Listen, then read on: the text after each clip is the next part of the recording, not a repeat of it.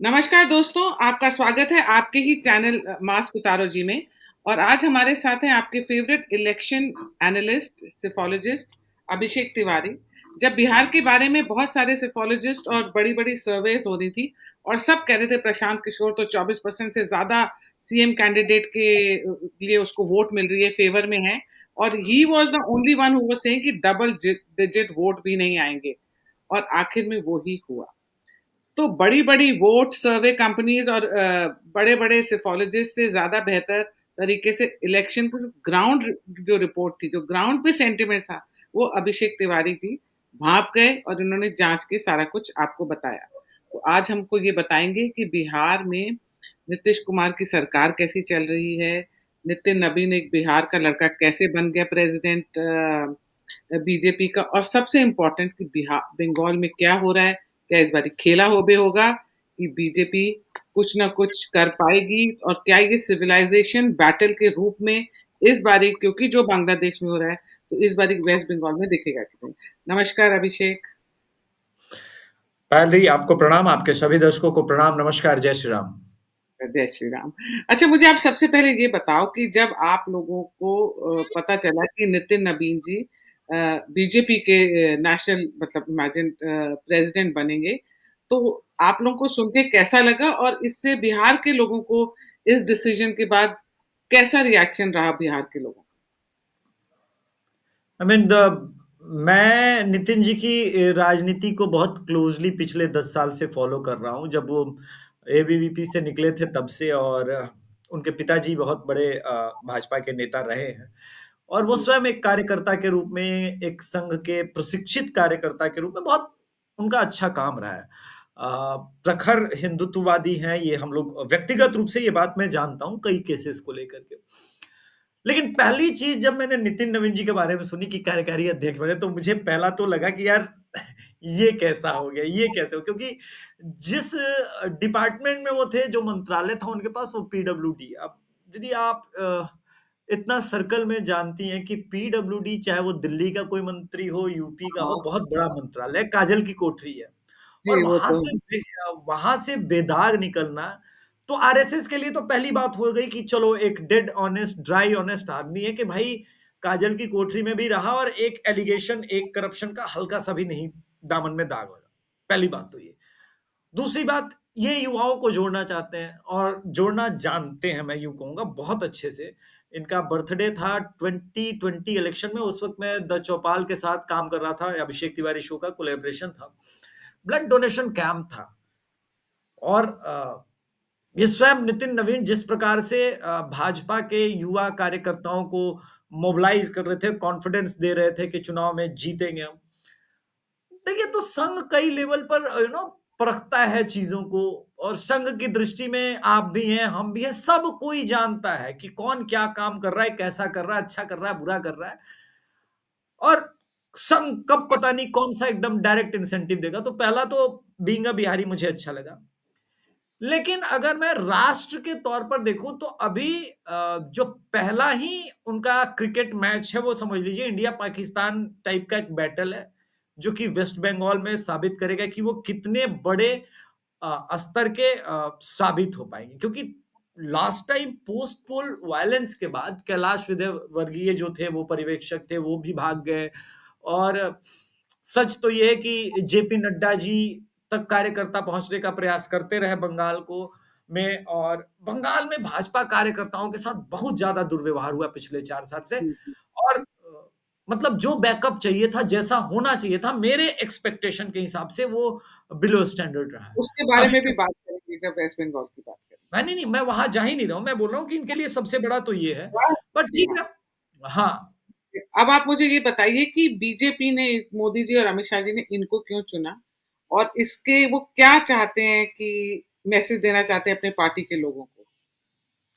बिहार में देखिए, एक बड़े लीडर की आवश्यकता तो थी। अब लीडर आप कहाँ से बड़ा बनाएँगे? अब सुषमा स्वराज जी को दायित्व दिया गया, बड़ी बनी। अरुण जेटली जी को दायित्व मिला, वो बड़े बने। तो पोटेंशियल लीडर बिहार से अगर बनाना है, तो आपको दायित्व देना पड़ेगा, पहला बात तो ये। लेकिन बिहार के अलावे भी एक स्टोरी है दीदी। जब मतलब बंगाल का विभाजन हो चुका और तभी से अगर आप देखिए तो बिहार का जो कायस्थ समाज है, वो बंगाल उसका फेवरेट डेस्टिनेशन रहा और शुरू से। बिहार में इनफैक्ट बिहार का ही जो कायस्थ समाज गया, ब्राह्मण से गया, वहाँ बाद में वो वामपंथी भी बने और वामपंथ की सरकारों में शामिल रहे। इस समय जो उनका इंटेलेक्चुअल थिंक टैंक लेफ्ट का, उसमें से बहुत से अधिक कायस्थ समाज से लोग हैं। एक तो ये फायदा मिलेगा कि जो कायस्थों का रिलेशन है बंगाल के अंदर, वो बहुत डीप है और भद्रलोक के बीच में काफी ज्यादा है। इसको लोग अगर मोटा-मोटी ही एनालाइज़ कर रहे हैं तो बहुत गलत कर रहे हैं। बीजेपी का काम लेयर में होता है कई चीज़ों को लेकर के। दूसरी बात ऐसा लगता है कि बीजेपी अभी कम से कम अगले 20 साल सत्ता में बने रहने का सोच के प्लान कर रही है क्योंकि नितिन नवीन काफ़ी युवा हैं और मतलब एज़ अ प्रेसिडेंट कम से कम 10-12 साल सर्व कर सकते हैं और 5 साल बाद काफ़ी जब मैच्योर होंगे तो एक अलग तरह का उनके अंदर निखार भी आएगा। तो बीजेपी लंबा सोच रही है और एक ऐसा सेकंड थर्ड जनरेशन लीडरशिप तैयार करना चाहती है क्योंकि अब ये युवा है तो अपने आसपास के आयु वर्ग के लोगों को तैयार करेंगे तभी तो जाकर के, क्योंकि मोदी जी, अमित शाह जी, योगी जी तो हमेशा नहीं रहेंगे, तो नेक्स्ट जनरेशन लीडरशिप आपको पैदा करना पड़ता है। तो ये अच्छी बात है कि फोकस्ड है बीजेपी यहां लेकर के, क्योंकि फिर क्या होता है ना, Indira is India, Indira India is Indira, और फिर इंदिरा गांधी गई तो एकदम वैक्यूम आया और कांग्रेस समाप्त हो गई, सेवा दल समाप्त हो गया। तो वो प्रोसेस नहीं होना चाहिए। अटल बिहारी वाजपेयी थे तो उन्होंने नीचे के लीडरशिप को संवारा, बड़ा किया, जी, जी। आडवाणी जी ने बड़ा किया, तो योगी जी आए, मोदी जी आए, अरुण जेटली जी आए, सुषमा स्वराज जी आए, मनोहर पर्रिकर साहब आए, अब वो लोग चले गए हैं, फिर वैक्यूम है, बड़ा लीडरशिप चाहिए। अच्छा, संघ अपना बेस नहीं खो सकता, एक ऐसा पद जो प्योरली संघ के समर्थन से ही होना चाहिए। तो मेरा ये मानना है कि मतलब संजय जोशी जी फिट नहीं बैठते उसमें, तमाम बैकअप के बावजूद, क्योंकि फिर वो मोदी जी, अमित शाह जी वाला वो क्लैश और पुरानी गुजरात की यादें हो जाती। तो एक ये निकाला गया कि ठीक है, फिर संघ ने बोला कोई बात नहीं, वहां नहीं तो हम यहां से शुरू करते हैं थोड़ा सा, और हम ऑप्शन ढूंढना शुरू करते हैं। उस ऑप्शन में ना अमित शाह को प्रॉब्लम है, ना संघ को प्रॉब्लम है, ना बीजेपी को, ना मोदी जी को, तो फिर मुझे लगता है कि एक अच्छा चॉइस है। आप अगर जितना टाइम देंगे उतना अधिक निखार भी आएगा उनके अंदर। अच्छा, अब आप ये बताइए, जैसे 45 दिन हो गए हैं इसको, इलेक्शन को हुए, बीजेपी पार्टी, और अभी तक ईवीएम चोरी का एक भी इल्ज़ाम नहीं आया है। क्या मतलब कुछ ना किसी ने आके बोला है कि मैं वोट नहीं दे पाया और ये सब नहीं आया। तो क्या ये अब ये लोग प्लान करेंगे कि जैसे हरियाणा में इन्होंने 1 साल बाद करा था, तो ये यहाँ पे भी क्या कांग्रेस और आरजेडी 1 साल बाद करेगी महागठबंधन, इनके ऊपर इल्ज़ाम देगी? देखिए, सबसे बड़ी बात क्या है ना कि पहले राहुल गांधी को याद तो रहे कि उनका फोकस कहां पर है। आप कभी उस बच्चे से मिलिए जो ड्राइंग में बहुत अच्छा होता है, मैथमेटिक्स में कमजोर होता है, अलग अलग सब्जेक्ट में किसी एक दो सब्जेक्ट में बहुत अच्छा रहता है, वहां आप उसका आईक्यू लेवल देखेंगे, ब्रेन देखेंगे तो आपको कहीं प्रॉब्लम नजर नहीं आएगा। लेकिन जैसे दूसरे सब्जेक्ट्स पर लेके आ जाइए, जैसे कि मैंने एनसीईआरटी के बहुत सारे बच्चों को देखा है कि वो बहुत अच्छी अंग्रेजी बोल सकते हैं, लेकिन जब गणित के डिफिकल्ट सवाल होते हैं तो वो ट्रबल करते हैं। राजनीति अनफॉर्चुनेटली राहुल गांधी के लिए वो गणित का वो सॉल्व है जिसे वो बच्चा डरने लगा है। अब वो मैथमेटिक्स के टीचर को देख करके पिछले बेंच पर बैठना चाहता है, कहता है कि बस सबसे सवाल पूछ लें और मैं बच जाऊं और मैं छड़ी से मार ना खाऊं। राहुल गांधी की सीरियस प्रॉब्लम है कि वो आइडेंटिफाई नहीं कर पा रहे हैं कि वो हार क्यों रहे हैं। 2013 में पायल दीदी, ए के एंटोनी की अध्यक्षता में राहुल गांधी, कांग्रेस, सोनिया गांधी ने सबने एक सर्वे कराया था कि पूरे देश में कांग्रेस क्यों अलोकप्रिय हो रही है। तो ए के एंटोनी जो कि स्वयं ईसाई है, क्रिश्चियन है, उनके रिपोर्ट में ये बात आई थी कि भाई एंटी हिंदू का लेबल लग रहा है। एक ऐसे देश में जहां की 80% आबादी हिंदू है, वो राहुल गांधी, कांग्रेस, सोनिया गांधी को देखना नहीं चाहती, वो मान चुकी है कि आप हिंदू द्रोही हैं। तो प्रॉब्लम तो वहां है। आप गिन रहे हैं ईवीएम वोट चोरी, अभी कर्नाटका के अंदर अभी पोल्स हुए और वो जी। पोल्स बैलेट पेपर से हुए, हार गई। इन्होंने सर्वे कराया कि ईवीएम वोट चोरी पर, वहां कर्नाटका की 80% जनता ने उत्तर दिया ना उनका डेमोक्रेसी पर, चुनाव आयोग पर विश्वास है, बचे 10%, उतना ही तो कांग्रेस बचा हुआ है दीदी। 10% लोग जो राहुल गांधी के पूर्ण समर्थक हैं। अभी ये गोवा में हारे हैं, वहां भी बैलेट से हार गए हैं। अभी रुक जाइए, महाराष्ट्र का परिणाम आने दीजिए। प्रॉब्लम कहाँ है ये आइडेंटिफाई नहीं हो रहा है। तो वो शेर है ना कि धूल चेहरे पर था, आईना साफ करता रहा।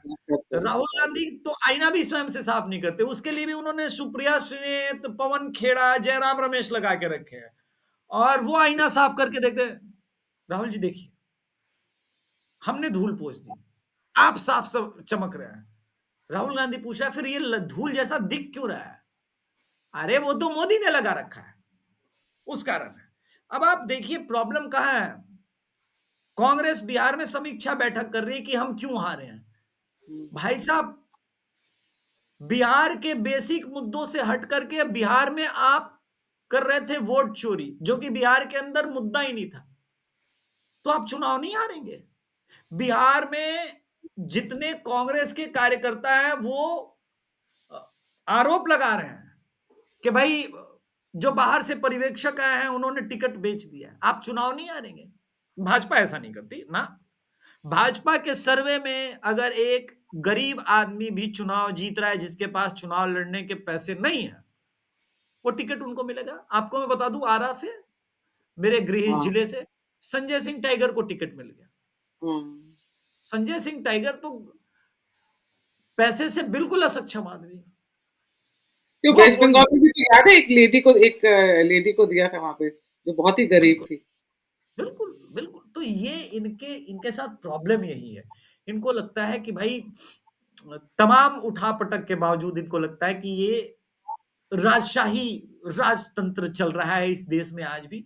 और राहुल गांधी के साथ सबसे बड़ी जो प्रॉब्लम है, राहुल गांधी को बता दिया गया आप तो राजा साहब हैं, आप तो बाबा हैं।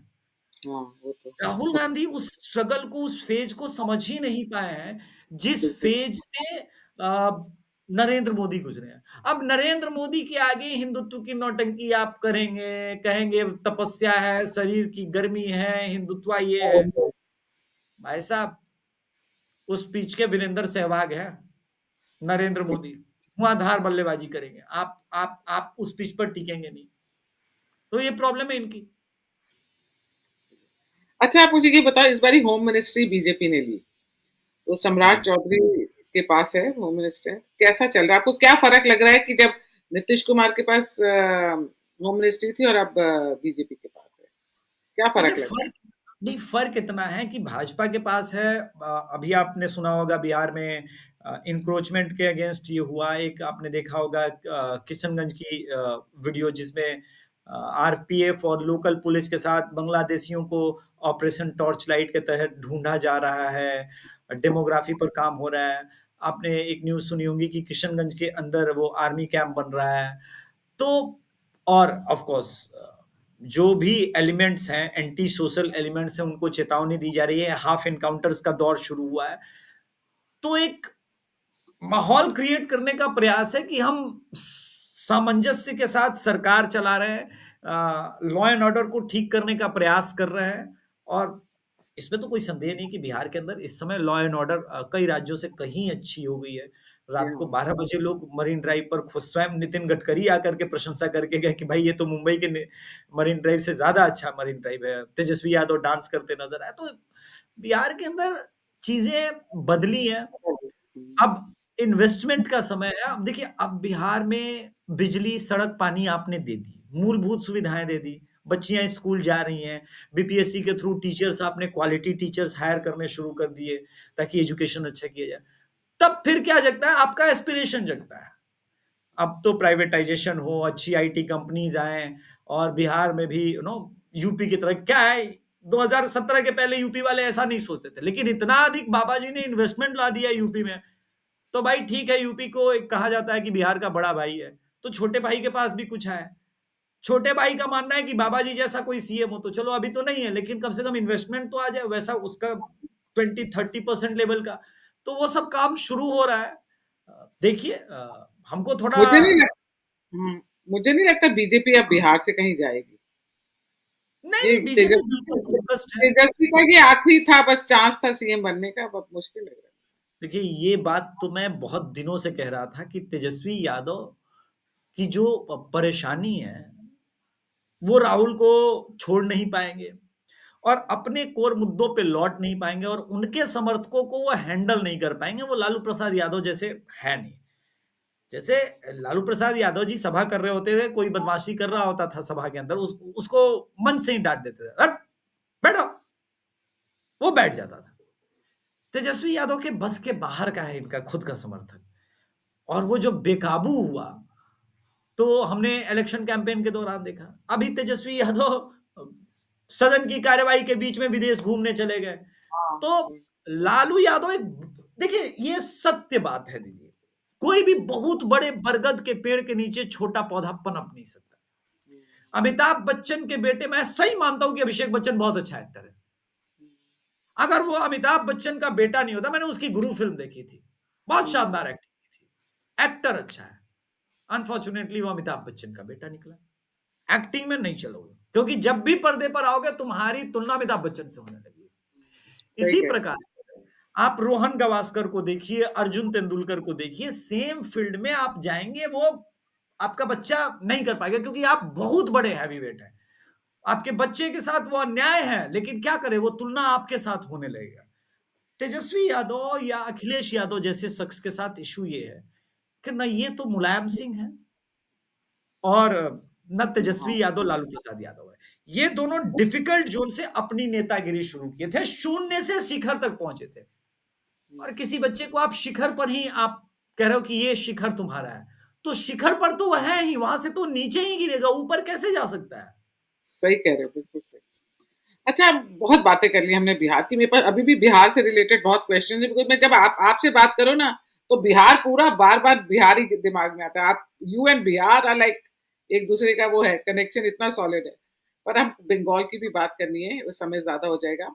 आप मुझे तो, बंगाल में आपको क्या लग रहा है, बीजेपी की क्या स्थिति है, और ममता बनर्जी का क्या हाल है? क्या वो जो राइट विंगर मीडिया बार बार दिखा रहा है, वो डर गई हैं और एस्ट्रोलॉजर्स आ रहे हैं और ये सब हो रहा है, तो इसका क्या है ये? देखिए, मेरा एक विजिट और मेरी टीम के अब तक 3 विजिट हो गया। 2 विजिट मेरा और होता, लेकिन आप कारण जानती हैं, उस पे नहीं जाएँगे, दर्शकों को छोड़ते हैं। बंगाल को पहले हम समझने का प्रयास करते हैं। देखिए, टीएमसी को सरकार में आने के लिए 100% मुस्लिम्स हैं, 30%, 35% हिंदुओं का वोट चाहिए। बीजेपी को जितना हिंदू है, उनमें से सबका ही चाहिए। लगभग 72% हिंदुओं का, यानी 100 में से 72 हिंदू जब बीजेपी को वोट करेगा तो बीजेपी की सरकार बनेगी। ये सिंपल गणित है, मैं समझा देता हूं। और लेकिन चांस है? अब मैं आप बता रहा हूं, मैं आपके दर्शकों के लिए बता रहा हूं। लेकिन अब हो गया एसआईआर। एसआईआर में 58 लाख में से 40 लाख मुसलमानों के भी नाम कटे। पिछली बार भाजपा और टीएमसी के बीच हार जीत का मार्जिन 58 लाख का था, लेकिन लोग चूक रहे हैं यहां पर। 58 लाख में से भाजपा मुस्लिम इलाकों के 72 सीट्स को छोड़ दीजिए, बचे हुए 214 सीट पर अगर फोकस करती है और हर एक सीट पर 20,000 का मार्जिन कम हो रहा है, तो कहानी में बहुत बदलाव आ जाएगा। भाजपा इस पूरे चुनाव को अगर पूर्वी बंगाल के मुद्दे पर लड़ती है, अभी 3 दिन पहले मालदा से अपने कैंपेन की शुरुआत की है शुवेंदु अधिकारी ने, हम्म, और मिथुन चक्रवर्ती अभी 5 दिन पहले थे और उन्होंने एक नारा लगाया बंगाल के अंदर कि पश्चिम बंगाल को पूर्वी बंगाल नहीं बनने देंगे। बांग्लादेश नहीं बोला, टर्म पर ध्यान दीजिए, बांग्लादेश नहीं बोला, पूर्वी बंगाल बोला। यानी बंगाली अस्मिता जो ममता बनर्जी का जो सबसे बड़ा दाव था, बहिर्गतो, यानी बहिर्गतो जो यूपी और बिहार के लोगों को बहिर्गतो हाँ, बोलती थी, मिथुन हाँ, चक्रवर्ती और बंगाल बीजेपी वो कह रही है बहिर्गतो ये नहीं, बहिर्गतो पूर्वी बंगाल से आए हुए मुसलमान है। और पूर्वी बंगाल में जो हिंदुओं के साथ हो रहा है, उसने टेम्परेचर इस सर्दी में भी काफी हाई करके रखा है। मैं कई ऐसे एरिया में गया, अगर वोटिंग ठीक से हो गई, 2 कंडीशन है। अगर वोटिंग ठीक से हो गई, ममता बनर्जी का जो बना बनाया क्लब कल्चर है, जो उसका रीच है, जो बंगाल के आपके दर्शक हैं वो इस बात को समझेंगे कि ममता बनर्जी में ये जो बहुत सारे भागे हैं ना, इनमें से सब वोटर नहीं थे, लेकिन होता क्या था, हुँ, वो दलित शोषित पीड़ित हिंदू जो लड़ नहीं सकता टीएमसी के कैडर से, हुँ, वो बूथ के रास्ते में टीएमसी के कैडर वाला एक कुर्सी लगा के बोलता था, चलो तुम्हारा वोट हो गया, जाओ शाम को तुम्हारा वोट पड़ जाएगा। उसे जाना पड़ता था, और वो पूर्वी बंगाल से आया हुआ मुसलमान उसका वोटर आईडी का ये लेकर के पर्ची लेकर के जाता था, शाम को वोट करता था। उदाहरण समझाता हूं, ये मामूली उदाहरण नहीं है, आप चौंकेंगे। लास्ट टाइम बंगाल इलेक्शन में 82% वोट पड़ा। अब आप सोचिए कि मरे लोगों ने वोट किया होगा तभी तो 82% हुआ। 58 लाख वोट तो यहीं कट गए हैं। 58 लाख तो वोट कट गए। जो बाहर हुँ, में थे, जिनके दो दो वोटर आईडी कार्ड रहे होंगे, फिर भी 82% वोट हो रहा है। मतलब फेक वोटिंग से भी लड़ना है, डेमोग्राफी से भी लड़ना है। तो डेमोग्राफी से बीजेपी लड़ सकती है, लेकिन क्या फेक वोटिंग पैटर्न जो लेफ्ट से ही बिल्कुल उठाया, उससे कौन लड़ेगा? आई बिलीव शुभेंदु अधिकारी इस पैटर्न को समझते हैं, जानते हैं, तभी। देखिए, बंगाल चुनाव में अगर आप विश्लेषण करेंगे, 2019, 2021 और 2024, इनमें से 142 ऐसी विधानसभा, इनफैक्ट 143 ऐसी विधानसभा सीट है जिसपे बीजेपी कभी ना कभी बढ़त में रही थी, और बीजेपी को 148 का नंबर चाहिए। ये बात हमें समझना होगा। बंगाल के बारे में मेरा मत है कि भाजपा 160 तक जा सकती है। कंडीशन एक है, फ्री एंड फेयर इलेक्शन हो जाना चाहिए। इलेक्शन अगर हाँ, फ्री एंड फेयर इलेक्शन हो गया, अभी भी दीदी 1 करोड़ 34 लाख लोगों ने अपने प्रॉपर डॉक्यूमेंट जमा नहीं किए, 58 कट चुके हैं। तो ये नंबर बढ़ेगा, और अगर 1 करोड़ लोग कट जाते हैं, तब ममता के लिए बहुत दिक्कत होगा। यहां एक और टेक है आपके दर्शकों के लिए। अगर टीएमसी को 43% वोट आता है और बीजेपी को 41.8% भी वोट आता है, तब भी उसी वोट शेयर में बीजेपी 153 का नंबर अचीव करेगी। अब ये आपके दर्शक चौंकेंगे कि ये कैसे होगा, वोट शेयर टीएमसी को ज्यादा जा रहा आ रहा है 1%, और फिर भी बीजेपी इतना ज्यादा लेके आई। आप हरियाणा के कॉन्टेक्स्ट में समझिए, कर्नाटका के कॉन्टेक्स्ट में। कर्नाटका में जब भाजपा ने सरकार बनाई थी, तो भाजपा के पास लगभग 36% वोट थे, और कांग्रेस के पास 39% वोट शेयर थे, 3% का भी। क्योंकि जो सेंटर करना, जो मैसूर कर्नाटका है, वहां से लेकर के पूरा वो जो आप टुमकुर वाला रूट तक चलिए, वहां पे बीजेपी का लिटरली शुरू में था ही नहीं कुछ। तो जब वोट ही नहीं है, तो वोट शेयर ज्यादा होगा, उनका वोट स्प्रेड है। उसी प्रकार से बंगाल में ऐसी 72 मुस्लिम कॉन्स्टिट्यूंसी है जहां पे भाजपा का वोट जाएगा नहीं। हरियाणा कॉन्टेक्स्ट में समझते हैं, बीजेपी को भी 40% और कांग्रेस को भी 40% वोट शेयर मिले, लेकिन भाजपा का 40% वोट शेयर उनको 48 सीट तक लेके गया, और कांग्रेस का 40% वोट शेयर उनको 35 सीट तक रखा। ये सिंपल मैथमेटिकल कैलकुलेशन है। तो बीजेपी 1.5% कम वोट ला करके भी सिंगल मेजोरिटी, आराम से सिंपल मेजोरिटी का सरकार बना सकती है बंगाल में। लेट्स इसको सी लेकर के हाँ। समझना पड़ेगा। अच्छा, आप जी। मुझे एक बात बताओ, अमित शाह जी बंगाल आए तो वो सबसे मिले, एमएलए, एमपीज़ वगैरह से, सब सीनियर लीडर के साथ मीटिंग्स की। उसके बारे में हमें कुछ बताओ, और बीजेपी की क्या स्ट्रैटेजी रहेगी? और क्या इस बारी इलेक्शन के टाइम बूथ पर अपना कैडर भी नहीं था पिछली बारी तो? क्या हाँ, इस बारी वो चेंज होएगा? और फिर फिर ये कर लीजिए, फिर हम दिलीप घोष की बात करेंगे बाद में। देखिए, सबसे पहले हमको ये समझना पड़ेगा कि बंगाल के अंदर आपका कैडर जहां जहां हो सकता है। बीजेपी इस बार फोकस उन 72 मुस्लिम सीट्स पर नहीं कर रही है, 214 सीट पर कर रही है, और उसका प्लान ये है, बिल्कुल कर्नाटका स्टाइल में, कि 214 सीट पर फोकस करके हमको चुनाव जीतना है। आज अगर आप लोकसभा 2024 का रणनीति देखिए, तो लोकसभा में 2024 में 12 सीट पर ही बीजेपी थी, लेकिन अगर उसको विधानसभा के से कन्वर्ट किया जाए तो 105 सीट पर जीती थी, हुँ, जबकि 2021 में 77 सीटें ही आई थी। यानी 2019 लोकसभा, 2024 लोकसभा में अगर हम जाके देखें, तो भाजपा दोनों बार, एक बार तो 2019 में अगर देखें तो बीजेपी 133 सीट्स पर थी। तो अभी भाजपा उन सीटों पर फोकस कर रही है जहां पर उनके जीत हार का मार्जिन 1,000 से लेकर के 15,000 के बीच का था। इन सीटों की संख्या 80 है। बीजेपी कहां पर खड़ी है? 77 सीट पे। यहाँ 87 आप ऐड करेंगे 157 का नंबर आ जाता है, 148 आपको चाहिए मेजोरिटी के लिए। बीजेपी मान के चल रही है कि 160 165 का टैली हम अचीव कर सकते हैं, लेकिन उन्हीं सीटों पर फोकस करना है। दूसरी बात, बंगाल चुनाव इस बार बंगाल के मुद्दे पे नहीं लड़ा जाएगा, पूर्वी बंगाल के मुद्दे पे लड़ा जाएगा। ये वो वीक लिंक है जहां से ममता बनर्जी बचना चाहेगी। लेकिन चुनाव को मैं टेस्ट क्रिकेट की तरह नहीं देखता दीदी, वनडे क्रिकेट की तरह देखता हूं। आप 2 गेंद 4 गेंद ऑफ स्टंप के बाहर की छोड़ोगे, लेकिन जब आस्किंग रेट बढ़ेगा तो आपको ऑफ स्टंप के बाहर के भी गेंदों पे स्ट्रोक लगाने का प्रयास करना पड़ेगा, तब आपके कैच होने की भी संभावना होती है।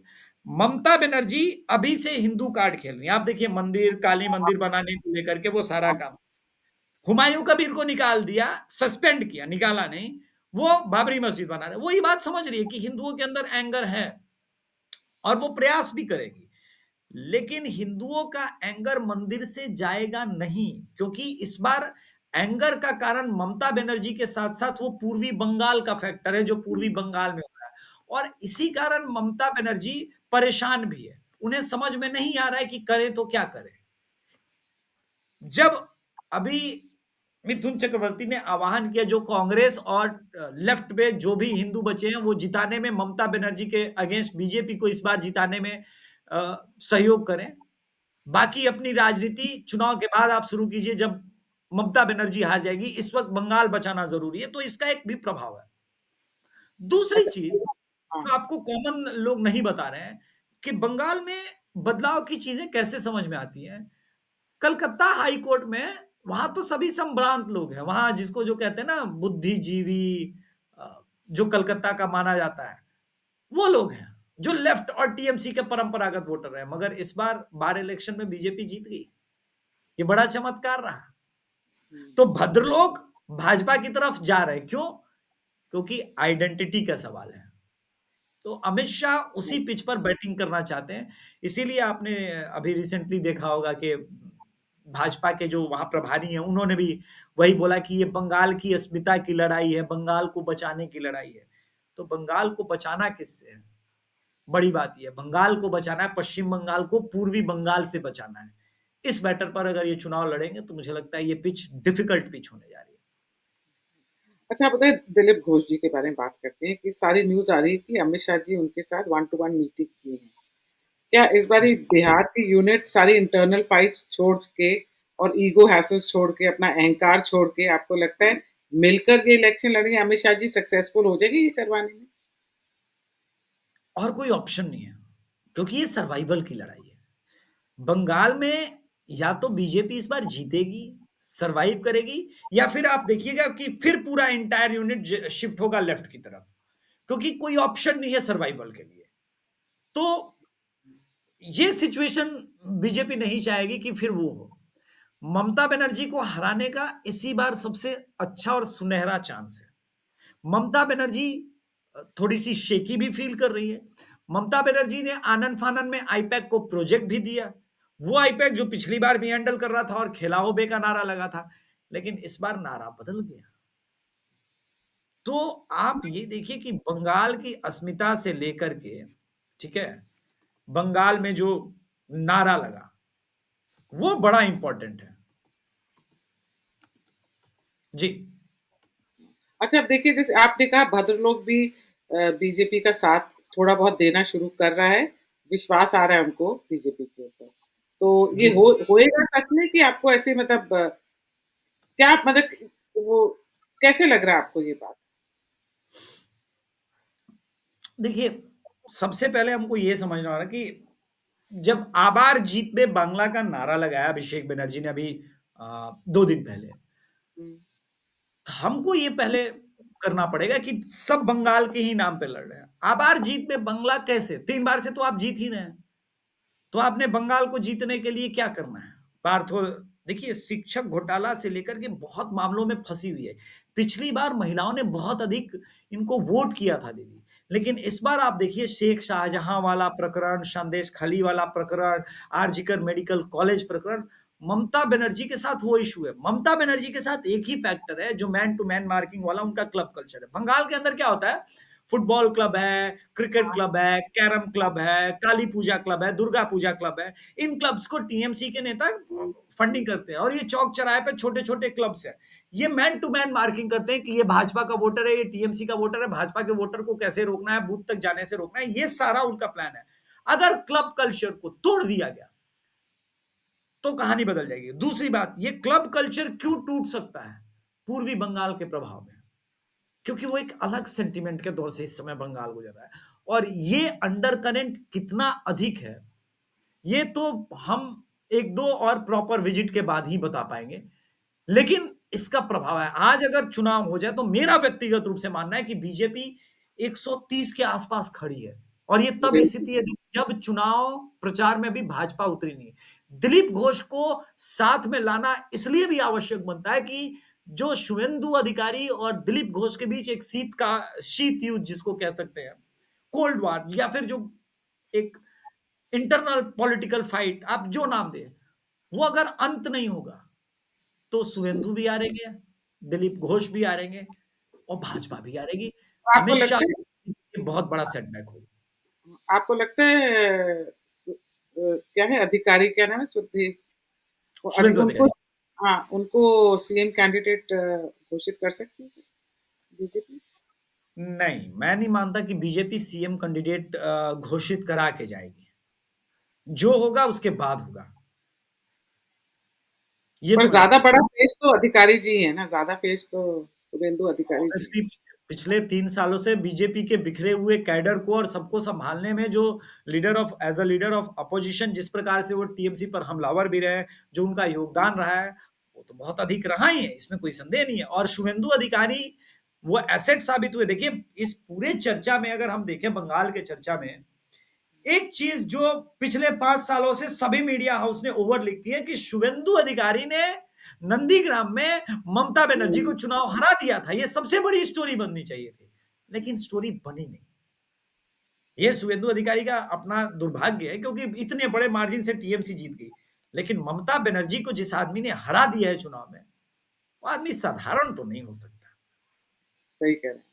पर अभिषेक, आप मुझे एक बात बताओ, ये सारा कुछ हम वेस्ट बंगाल की बात करते हैं, सब करते हैं, पर अभी लोगों के अंदर ये विश्वास है कि अगर टीएमसी को पता चला कि उनकी लोकेलिटी से या इन पर्टिकुलर ग्रुप ने बीजेपी को वोट दिया और जीत जाएगी टीएमसी, तो आपको लगता है कि इन लोगों को अपनी सेफ्टी के लिए बीजेपी के ऊपर भरोसा है? क्योंकि बीजेपी ने तो इनको बहुत लेट डाउन किया था पिछले इलेक्शन। अब देखिए वही जो फियर फैक्टर है उससे तो ओवरकम कराने के लिए प्रधानमंत्री, गृह मंत्री और वहां के भाजपा के लीडर्स को कुछ ना कुछ प्रॉमिस करना पड़ेगा। और दूसरी ये बात भी एहसास होना चाहिए कि ठीक है आप अगर वोट नहीं करेंगे और ममता बनर्जी आएंगे तब भी आप संदेश खाली जैसे चीजों में प्रताड़ित होंगे ही, तब भी आपको नहीं बचना। आपके पास एक ही ऑप्शन है, आप डेमोक्रेटिक ढंग से इनको हरा दो, तभी आप सरवाइव कर सकते हो। पर मैं तो अभी, बोलिए बोलिए। वो डर निकालना पड़ेगा। मैं अभिजीत से बात कर रही थी, तो अभिजीत अय्यर मित्रा से, तो वो जी, बंगाल के बारे में, तो क्योंकि तो वो मेरे को बोल रहे थे कि बीजेपी वो कर ही नहीं पाएगी जो ममता बनर्जी करती है वेस्ट बंगाल में, क्योंकि बीजेपी का ऐसे बड़े बड़े लीडर्स हैं नहीं, और अमित शाह जी सिर्फ इलेक्शन के टाइम पे ही जाते हैं वेस्ट बंगाल, मोदी जी भी इलेक्शन के टाइम ही जाते हैं, इनके कोई भी कैबिनेट मिनिस्टर वहां दिखते नहीं है कि दिखते जाए बार बार। तो एकदम ऐसे आके कैसे इतना कॉन्फिडेंस देंगे ये लोगों को कि हम हैं, कैसे देंगे? इसीलिए मैंने कहा कि उसमें शुभेंदु अधिकारी का रोल बहुत इंपॉर्टेंट हो जाता है क्योंकि अधिकारी परिवार का अपना खेल है। देखिए ममता बनर्जी के जीत के लेफ्ट के अगेंस्ट दो कारण थे। एक तो ऑफ कोर्स सिंगूर वाला जो पूरा मामला चला, लेकिन असल कहानी जो नंदीग्राम के आंदोलन को लीड किया था शुभेंदु अधिकारी के परिवार ने। अब शुभेंदु अधिकारी ममता बनर्जी के साथ नहीं है ना अधिकारी परिवार, तो ये कर तो सकता है, लेकिन इसके पीछे लीडरशिप, सेंट्रल लीडरशिप को खड़ा होना पड़ेगा। संघ को बहुत अलग ढंग से गांव गांव जाके काम करना पड़ेगा, वो कॉन्फिडेंस दिलाना पड़ेगा। संघ ने काम किया भी है, बहुत काम किया है। आप ऐसे नहीं 3 सीट से 77 सीट पर आएंगे, लेकिन अभी भी बंगाल में की लड़ाई बहुत बाकी है। जी। चलिए बहुत-बहुत धन्यवाद, आपने समय निकाला, आप बहुत बिज़ी रहते हैं। पर अभिषेक यहाँ प्रॉमिस करके जाइए कि बिहार जब वेस्ट बंगाल के इलेक्शन हो रहेंगे, आप हमें भी हफ्ते में एक बारी टाइम देंगे और हमें थोड़ा हमारे साथ डिस्कस करेंगे वेस्ट बंगाल। ज़रूर, ज़रूर। इसमें तो कोई संदेह ही नहीं है, बिल्कुल। Thank you so much. प्रणाम।